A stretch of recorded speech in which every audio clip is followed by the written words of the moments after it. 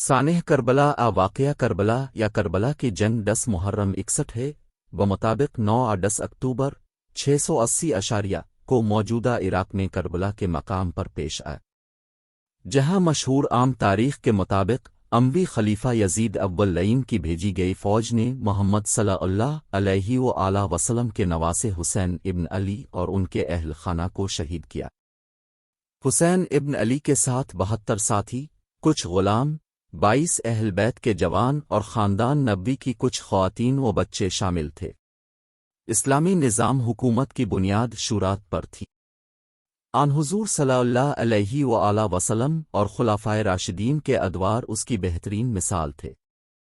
حضرت حسن بن علی سے معاویہ بن ابو سفیان نے معاہدہ کیا تھا کہ وہ کسی کو خلیفہ نامزد نہ کریں گے، مگر معاویہ بن ابو سفیان نے یزید کو اپنا جانشین نامزد کر کے اسی اصول دین کی خلاف ورزی کی تھی، کیونکہ اسلامی نقطہ حیات میں شخصی حکومت کے قیام کا کوئی جواز نہیں۔ ابھی تک سرزمین حجاز میں ایسے کبار صحابہ اور اکابرین موجود تھے جنہوں نے براہ راست نبی کریم صلی اللہ علیہ وآلہ وسلم کا دور دیکھا تھا، لہذا ان کے لیے معاویہ بن ابو سفیان کی غلط روایت قبول کرنا ممکن نہ تھا۔ امام حسین علیہ السلام نے انہی اصولوں کی خاطر یزید کی بیعت قبول کرنے سے انکار کر دیا۔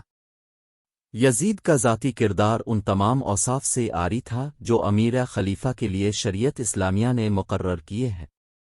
سیر و شکار اور شراب و شباب اس کے پسندیدہ مشاغل تھے، لہذا ذاتی حیثیت سے بھی کسی فاسق و فاجر کو بطور حکمران تسلیم کرنا امام عالی مقام کے لیے کس طرح ممکن ہو سکتا تھا؟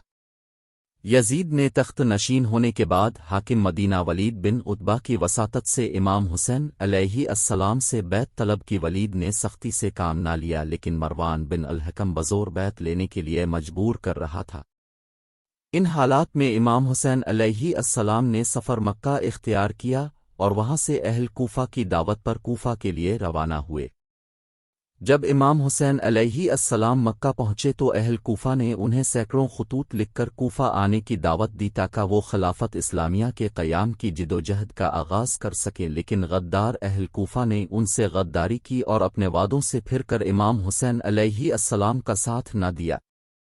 یزید کی بھیجی ہوئی افواج نے کربلا میں نواسہ رسول امام حسین علیہ السلام کو ان کے اہل خانہ اور اصحاب کو شہید کر دیا۔ ولید بن عتبہ نے امام حسین علیہ السلام اور عبداللہ بن زبیر کو قاصد کے ذریعہ بلایا۔ ابھی تک امیر معاویہ کی وفات کی خبر مدینہ میں عام نہ ہوئی تھی، تاہم بلاوے کا مقصد دونوں حضرات نے سمجھ لیا۔ امام حسین علیہ السلام سے جب بیعت کے لیے کہا گیا تو انہوں نے جواب دیا کہ میرے جیسا آدمی خفیہ بیعت نہیں کر سکتا، جب بیعت عام ہوگی اس وقت آ جاؤں گا۔ ولید راضی ہو گیا اور انہیں واپس لوٹنے کی اجازت دے دی۔ عبداللہ بن زبیر ایک دن کی مہلت لے کر مکہ روانہ ہو گئے۔ بعد میں ان کا تعاقب کیا گیا، مگر اس اثنا میں وہ کہیں دور جا چکے تھے۔ جب مروان کو اس صورتحال کا علم ہوا تو ولید سے بہت ناراض ہوا اور کہا کہ تم نے بیعت کا وقت کھو دیا، اب قیامت تک ان سے بیعت نہ لے سکو گے۔ امام حسین علیہ السلام عجیب الجھن سے دوچار تھے، اگر وہ مدینہ میں مقیم رہتے تو بیعت کے بغیر کوئی چارہ کار نہ تھا، لہذا وہ 27 رجب 60 ہجری میں ماں اہل و عیال مکہ روانہ ہو گئے۔ مکہ پہنچ کر شیب ابی طالب میں قیام کیا۔